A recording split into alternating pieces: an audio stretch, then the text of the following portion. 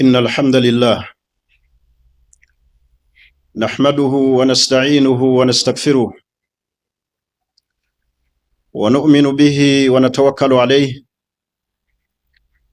ونعوذ بالله من شرور أنفسنا ومن سيئات أعمالنا. من يهد الله فهو المهتد ومن يضلل فلا هادي له. وأشهد أن لا إله إلا الله شهادة تنجي قائلها من عذاب النار.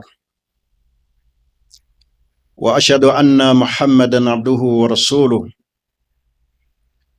وصفيه وخليله من خلقه محمد بن عبد الله الهاشمي القرشي البشير النذير الذي جاءنا بالهدى والدين الحق ليظهره على الدين كله ولو كره الكافرون ولو كره المشركون ولو كره المنافقون. أما بعد أيها المسلمون، فأوصي نفسي وأنفسكم بتقوى الله، واعلموا أننا في شهر الله المحرم. قال الله تعالى: إن عدة الشهور عند الله 12 شهرا في كتاب الله يوم أن خلق السماوات والأرض منها 4 حرم. أيها المؤمنون، فأوصي نفسا وأوصي أنفسكم ونفسي بتقوى الله، وراقبوه مراقبة أنه يعلمه أن الله يسمعه ويراه. واعلموا أن أصدق الحديث كتاب الله، وخير الهدى هدى محمد صلى الله عليه وسلم، وشر الأمور محدثاتها، وكل محدثة بدعة، وكل بدعة ضلالة، وكل ضلالة في النار.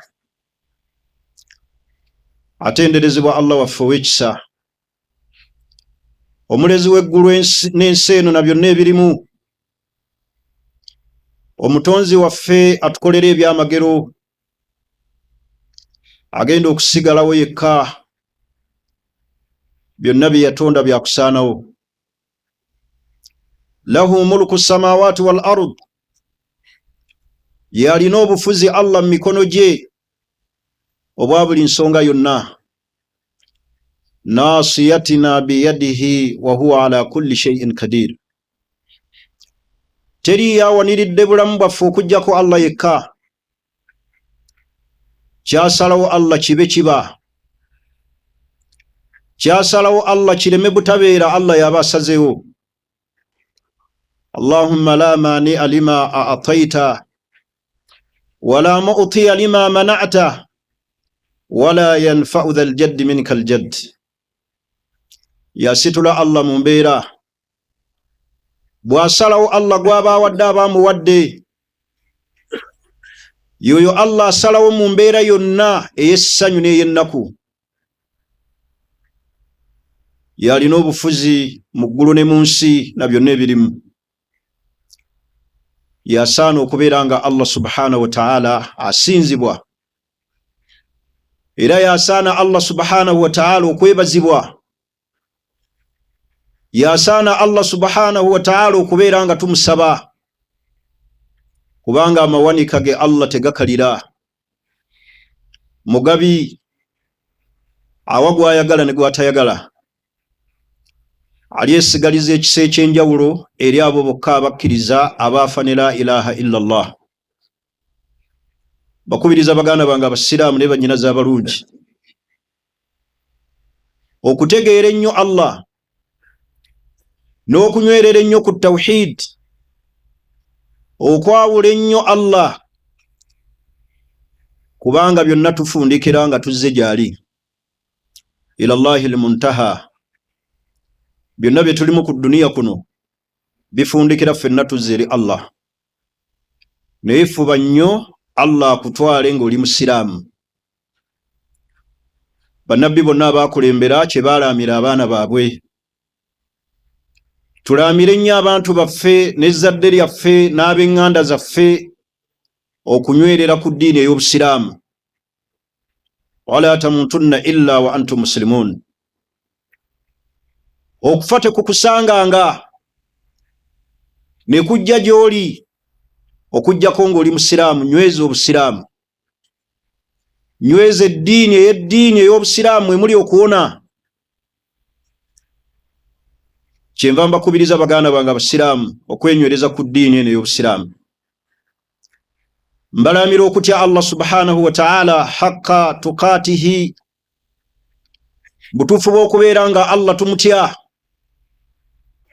Tuli mwaka omupya mu mbala y'eddiini eno ey'Obusiraamu.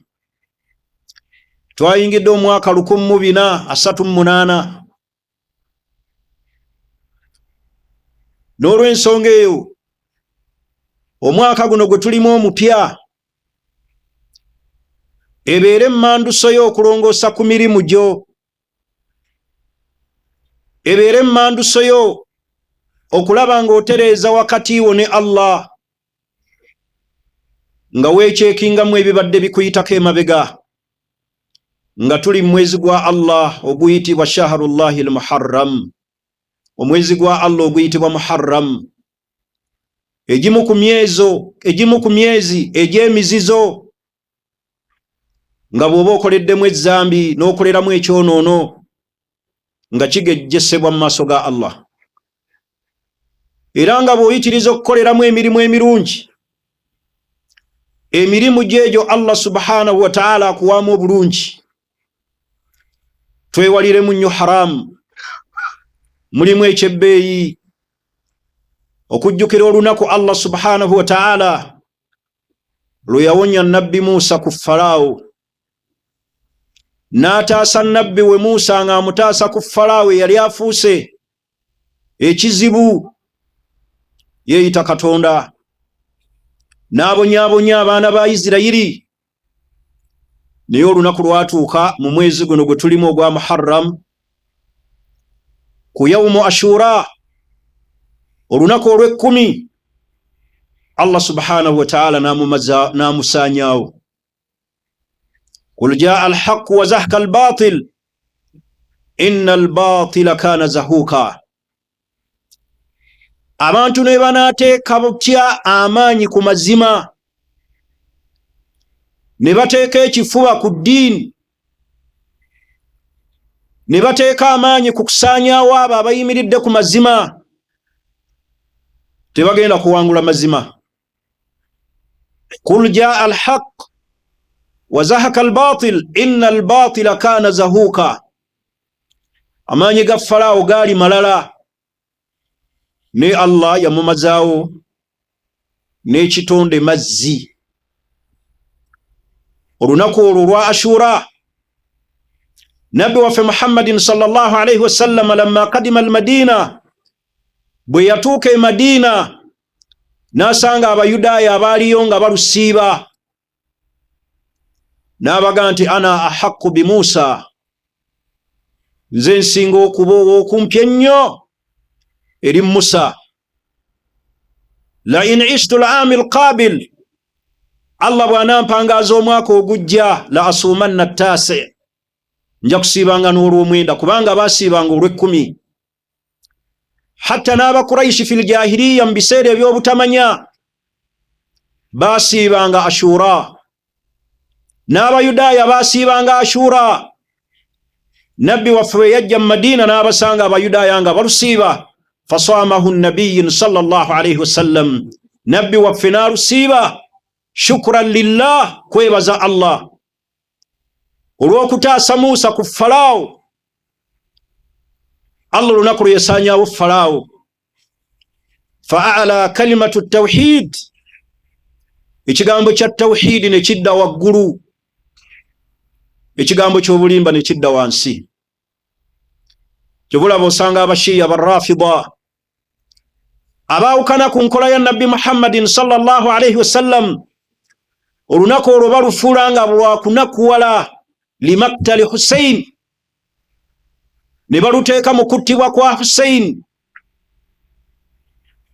ne beesala ebiso, ne bakuba ebiwoobe, ne beeyuzaayuza, ne bayiwa omusaayi, huznan ala maktali Hussein, nga boolesa ennaku olw'okuttibwa kwa Hussein. Enkola eyo si ya ddiini, enkola eyo si ya Busiraamu, enkola ey'eddiini kusiiba shukuran lillah, kwebaza Allah engeri gye yataasaamu Muusa ku Falaawo. Tawhiidi n'abeera ng'ali waggulu. Baganda bange, olunaku olwo bwe lutuuka, mu wiiki yaffe ejja gye tugenda okuyingira, okutandika ku lunaku olwokusatu, mubeere nga musiiba yawmu Ashura.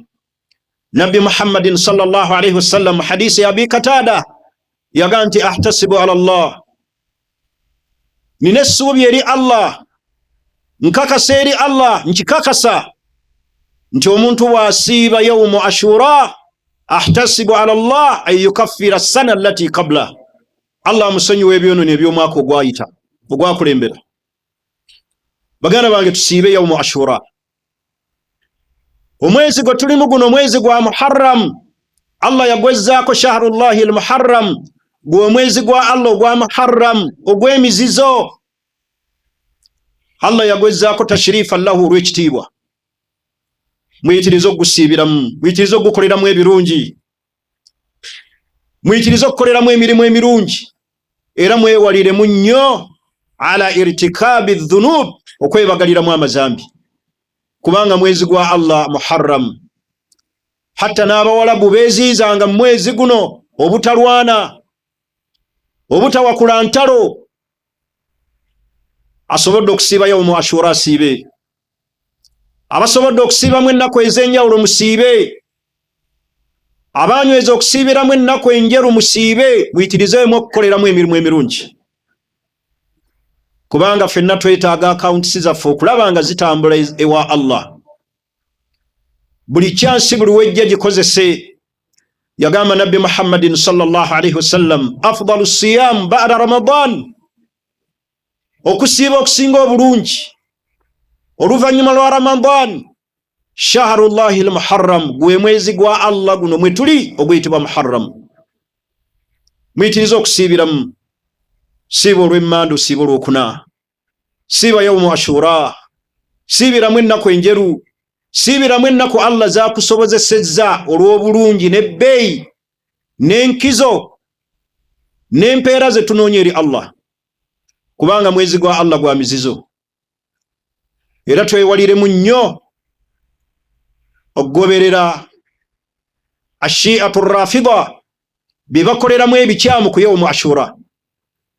Mubalaba nga boolesa ennaku n'okunakuwala ala makitali Hussein, fashakku al-khudud wal-juyub bisafiki ddima, ng'obalaba nga bayiwa omusaayi nga beefumita ebiso, n'okuyuza engoye, n'okukuba ebiwoobe, n'okwekuba ku matama. Ekola eyawukanira ddala n'enkola ya Nabbi Muhammadin sallallahu alayhi wasallam. Tugoberere Nabbi Muhammadin sallallahu alayhi wasallam kye yakola ku yawmu Ashura. Yagaa nti la in ishtu la asumanna at-tasi, Allah bw'anampangaaza nja kusiiba olunaku olw'omwenda. Baganda bange Abasiraamu, ffenna twetaaga okudda eri Allah. Tudde nnyo eri Allah nga tukola emirimu emirungi. Allah atuwadde chansi n'atuwangaaza. Chansi eno ey'obuwangaazi si ya lubeerera. Ekiseera kigenda kutuuka nga ku nsi tukyaliko. Ekiseera kigenda kutuuka nga nze ayogera naawe awuliriza nga tuli wansi wa ttaka. Naye kye wakola ne weekolerera ng'okyali mulamu kye kigenda okukugasa. Twagala nnyo abantu okubeera nga batusabira nga tuvudde mu bulamu obw'ensi. Naye wa an laysa lil insaani illa ma saa. Omuntu byagenda okugobololamu byebyo yeekolera ye kennyini n'atakabanira. Ewa Allah teriyo bya bwereere. Ewa Allah olina kwefaako okukola mirimu. Abaana bo bayinza obutakujjukira kukusaddaakira, ne babeera bize n'edduniya, ne bava ku mulamwa. fuba nnyo weekolerera emirimu gyo, fuba nnyo oyimirire mu mirimu gyo, fuba nnyo okole ibaada ez'enjawulo. Situkako ekiro weegayirire Allah. Tuli mu kiseera nga ddala twetaaga okusaba nnyo Allah. Ma raaitu sirran wala anfa, sirabangayo kiyama kyesikufu na mugaso gwa bbeeyi nga guli mu ddwa. Musabe nnyo Allah, mwegayirire nnyo Allah.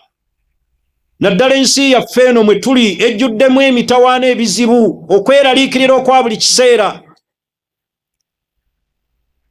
naye byonna bijja kuggwa nga Allah subhanahu wa ta'ala bwe yamaliriza ebya Falaawo ayeeyita Katonda, ayeeyita Kirimaanyi, eyayigganya abaana ba Isirayiri.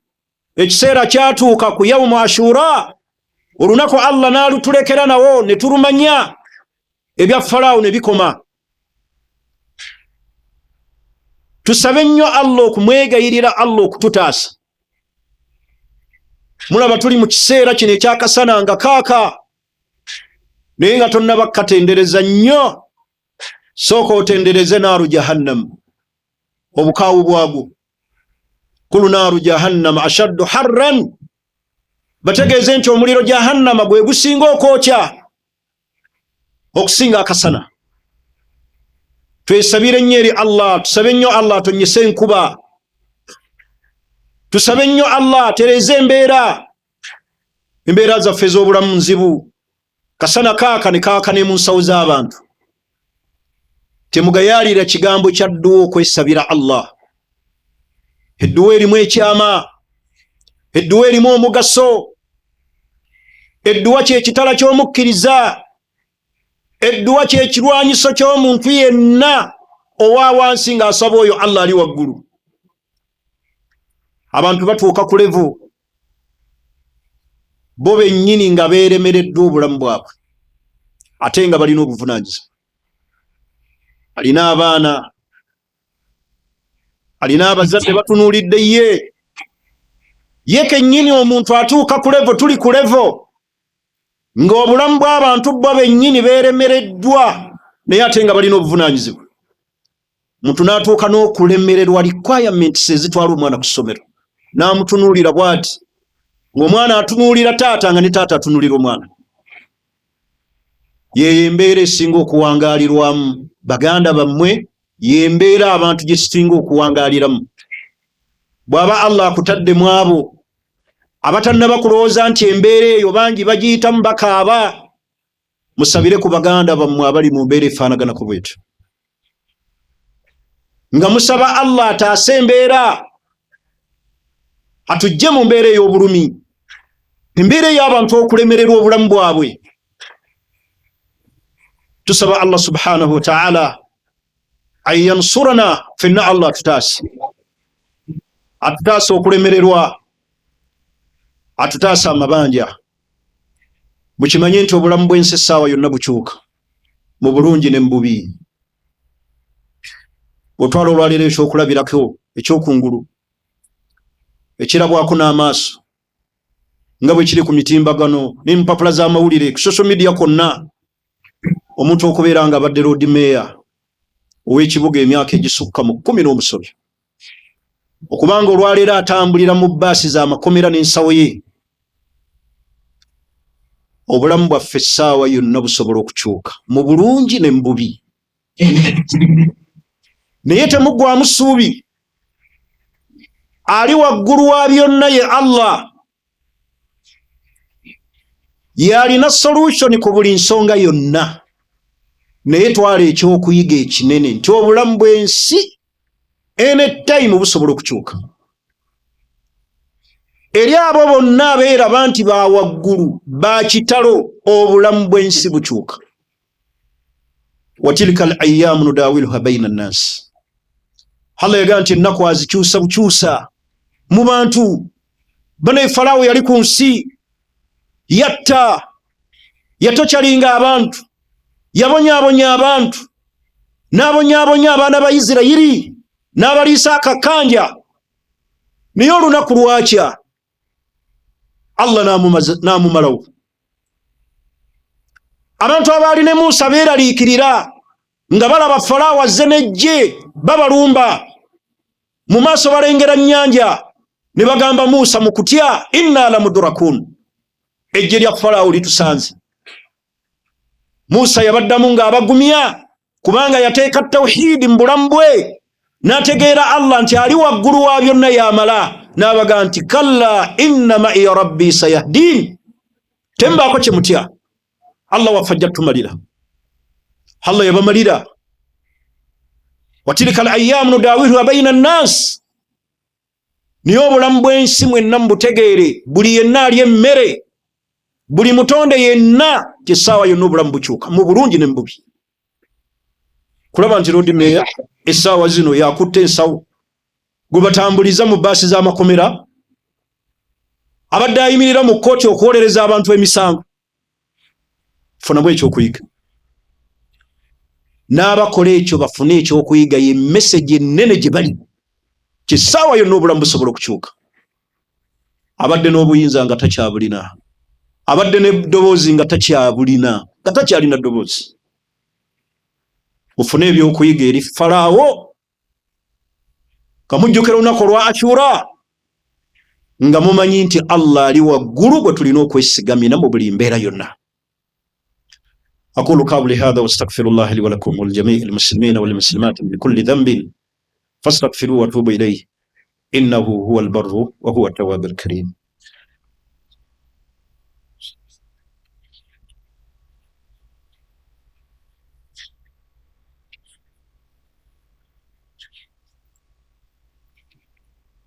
الحمد لله ولا عاقبة للمتقين ولا عدوان إلا على الظالمين. Baganda bange ziramu okubakuutira okutya Allah, rijalan wa nisaa, abasembedde wano mu kutuba ey'ekitiibwa, abasajja n'abakyala. Tutye Allah subhanahu wa ta'ala mu buli mbeera yonna. Tuyitirize nnyo okulongoosa wakati waffe ne Allah, tulongoose nnyo wakati waffe n'abantu, tulongoose nnyo wakati waffe ne famirizi zaffe. Weesigamire nnyo Allah mu buli mbeera, omukkiriza byonna buli mbeera gy'alaba emuwa kutendereza Allah. Mu byonna by'alaba ne byatunulako bimuwa kutendereza Allah. Muyitirize nnyo okutendereza Allah n'okwesigamira Allah. Butunule ebigambo Nabbi Musa bye yakozesa mu kaseera akaali akazibu, mu kaseera be yali nabo nga baweddemu essuubi, naye yabaga nti kalla inna ma'iya rabbi sayahdin, waliyo Allah omulezi ajja okummalira annuŋŋamye. Mu buli mbeera yonna gy'oyitamu ey'amayengo, ey'obuzibu, wakati mu kulemererwa, wakati mu kusekererwa abalabe, inna ma'aka rabbuk, olina Allah, sayahdika rabbuk, kyaddaaki Allah wajja kukuluŋŋamya akumalire. Nyweza tawhid, okwesigamira Allah, ekyo Allah kye yayamba ku bannabbi nga Allah atuyigiriza. Teweevumanga embeera yonna, buli mbeera yonna gy'olaba mu nsi, agimala ali waggulu ye Allah. Teriyo mulya emmere kuno ku nsi ajja kumaliriza nsonga z'olaba, wabula azimaliriza ye Allah yekka. Musa yanyweza be yali nabo mu kaseera akaali akazibu ak'okuggwaamu essuubi, abantu nga mu maaso balengera nnyanja, ate ng'emabega wajjudde amagye, omusajja omusanjazzi, Falaawo n'eggye nga babalumbye babasemberedde. Musa yagwa mu nnyanja, Musa yeetuga nga olaba bannaffe abankuba kyeyo bwe baweereza ssente mu bannaabwe ab'eŋŋanda, mu b'emikwano ne bazirya, n'atuuka ku airport ng'ennyumba gye babadde bamuzimbiranga mu butuufu teriiyo, n'atasukka nnyanja eyo ne yeesuula mu mazzi, ng'alaba obulamu bukomye. Sente zonna ebbanga lyamaze ku kyeyo ziriiriddwa, n'ennyumba tagizimbiddwa, sente ze zonna baziridde wakati. Tewetta, teweesuula mu nnyanja, tonywa butwa. Funa ekyokuyiga ku Muusa ne be yali nabo nga Falaawo abalungi. Yabanyweza n'agamba nti kalla inna ma'iya rabbi sayahdin. Wakati bakusaze ku mulimu, omukyala alaba obulamu buganye, eyali badde akugumya amugee nti inna ma'iya rabbi sayahdin. Tulina omulezi waffe ye Allah, ajja tumalira. Banaye muteeke obwesigwe mu Allah, muleme kuggwaamu ssuubi. Allah yekka yatumalira byonna. Buli mbeera yonna gwe tusobola okusaba Allah. Nabbi Muhammadin sallallahu alaihi wasallam aliriza hadisi yagaa nti yushiku ayatiya bizamanin, ekiseera kisembedde omulembe gwe tulimu, yugharbalu fihi nnaasu gharbala, Allah agenda kujjawo abalongoofu bimawtihim, nga Allah abajjulula abalongoofu, bannaddiini, abamanyi, abantu abalimu okulumirirwa. Akaseera kagenda kutuuka omulembe, simanyi oba gwe guno, naye nabbi yagulanga naga nti yati zaman yugharbalu fihi nnaasu gharbala, Allah agenda kutwala abalongoofu, bannaddiini, abantu abalumirirwa. Watabuka huthalata min annaasi, wasigala ebirerya, wasigala abantu ashiraruhum, ababi, abatalumirirwa, abatafaayo, abalaba emisayi gy'abantu nga giyika ne basirika. Watabuka huthalata min annaasi, wajja kusigala ebirerya, abantu ababi nga be basigadde mu nsi, kubanga Allah gyewa abalongoofu.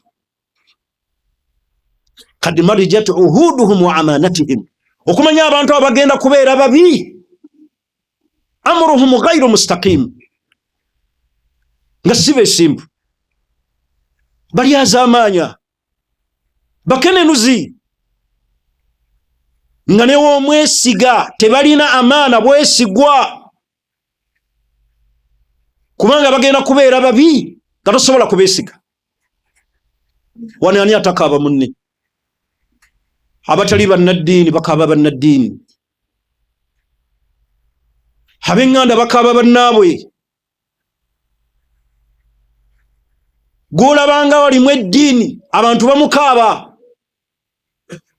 Tabuka huthalata min annaasi, abalongoofu bajja kugenda abalungi, Allah abajje mu nsi, wasigale ebirera by'abantu ababi. Kad marijat uhuduhum wa amanatuhum, nga tokyasobola kubeesiga, tebalina bwesimbu.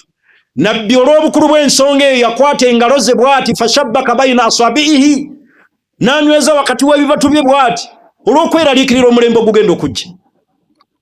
Basahaba bambuuza nti ya Rasulallah, famal makhraj, ekiseera ekyo kirituuka tugenda kukola tutya? Maadha ta'muruna, otulagira ki ya Rasulallah, tuwe solution. Nabbi n'abagamba nti ta'khudhuuna ma ta'rifuun, munywerere ku ebyo bye mumanyi, munyweze eddiini yammwe, temuva ku Allah wammwe, temuva ku tawhid, temuva ku Qur'an. Ta'khudhuuna ma ta'rifuun wa tad'uuna ma tunkiruun, ebikyamu mubireke, muve ku shiriki, muve ku bid'a, muve ku bwenzi, muve mu kulya enguzi. Tad'uuna ma tunkiruun, ebikyamu mubireke. Wa tukbiruuna ala amri khassatikum, buli omu afeeyo ku nsonga ezimukwatako. Mulembe ogwo gwinaatuuka bwe gutyo, ng'abalungi bagenze, ng'abasigaddewo birerya, buli omu afeeyo ku bimukwatako. Watad'uuna amra khassatikum, amra ammatikum, ensonga z'abantu mubeere nga muzeewala. nabbi kiki yali ategeeza bujja kutuuka ekiseera nga buli gwolaba tokyasobola kumwesiga. Kati nyweza ensonga zo nga ggwe onyweza eddiini yo osigale nga weegayirira Allah.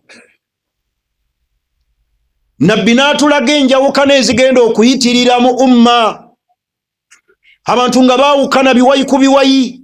Buli woolaba wonna ekiwayi ky'obusiraamu era waliwo ekiwayi ekyokubiri. Buli woolaba wonna wali ekiwayi ky'obusiraamu era waliwo ekiwayi ekyokubiri. Nabbi yali atulaga enjawukana ezigenda okuyitirira mu mulembe, ng'abalongoofu bagenze, nga wasigadde ebireri abantu ababi. Simanyi oba be baffe, simanyi oba guli ba mulembe gw'abaana baffe, simanyi oba tusikidde mulembe ogwo nabbi gwe yalanga, naye nabbi yalanga omulembe ogugenda okujjanga mu kyamu. Ekituufu kiri nti tuli bakyamu. Kyova olaba buli kizibu kyonna kitweŋŋanga, tuli bakyamu. Oli akaabya muganda w'amaziga, oli n'alyazaamaanya munne, oli n'ayingirira amaka ga munne, oli n'asanga ajja munne n'ayiwa omusaayi gw'abantu nga tafuddeeyo. Tutwale ebyokuyiga bwa bufunda bwa kutuba eno bye twalibadde tuyiga mu bigambo bya Nabbi Muhammadin sallallahu alaihi wasallam binene. Bana itulongoose emitima gyaffe. Faayo nnyo okulongoosa omutima gwo obeere mulungi. Abantu tuli wano tutudde naye tuli babi. Bakukaaba abaana, bakyala bakukaaba, abasiraamu bakkaaba, ab'eŋŋanda bakkaaba, mikwano gyo gikkaaba, abantu bali ku mirimu tebali safe. Sula ajja n'eddogo n'aliteeka mu ntebe ya jamaada. Sumayya n'ajja n'amajinni n'agasindika eri Shamimu aboneebone. Akaana ne kabeera ebweru wakati mu mpewo mu kyeyo mu kasana mu bbugumu mu bunyogovu ne kakola ssente, kali ku contract ya myaka 5 ne kaweereza baaba waako akayambeko kateekewo ekisulo nako katuuke okudda ewaabo bwe nga kalina obulamu obulungi. Sula n'alya ne yeeyagala, ye n'azimbamu apartment n'agulamu emmotoka n'awuuwa. Tatunuulidde oli abonaabona. Tuli babi. Guno gwe mulembe nabbi gwe yali agamba saagala olowooze mulala, gwe kennyini weekyekinge mu mutima gwo oli mubi. Ffenna twabijjiwala.